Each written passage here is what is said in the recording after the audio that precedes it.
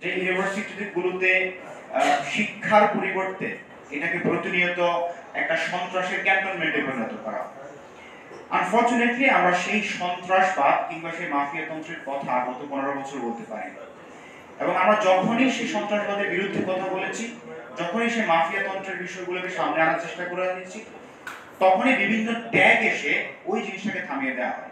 বলা হয়ে থাকে সেটা বিরোধী দলীয় চক্রান্ত, কিংবা সেটা বিএনপি জামাতের ষড়যন্ত্র ইত্যাদি ষড়যন্ত্র তত্ত্ব এনে সেই জিনিসগুলোকে এক প্রকার জঙ্গিফিকেশন করা হয়। অর্থাৎ আপনাকে প্রতিনিয়ত টর্চার করবে, একই সাথে ওই টর্চারের বিরুদ্ধে আপনি কথা বলতে গেলে আরেকটা টর্চার আপনার উপরে এসে লাগবে।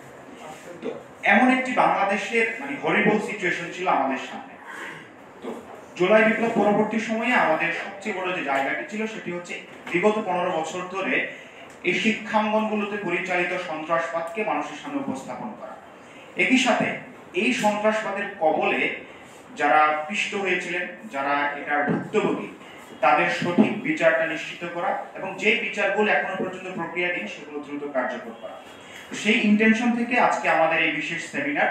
তো আজকে এই সেমিনারে যিনি প্রবন্ধ উপস্থাপক হিসেবে উপস্থিত আছেন, আশা করি তিনি তার গবেষণা থেকে এবং তার যে অ্যানালিসিস থেকে আমাদের সামনে প্রোফাউন্ড কিছু বিষয় উপস্থাপন করবেন, এবং এটার যে বর্তমান যে প্রক্রিয়া এবং ভবিষ্যতে আসলে এই সন্ত্রাসবাদ কিভাবে আমাদের শিক্ষাঙ্গনগুলোতে উপস্থিত হতে পারে তার সম্ভাব্য কিছু দিক নির্দেশনা উপস্থাপন করবেন সে প্রত্যাশা রাখছি।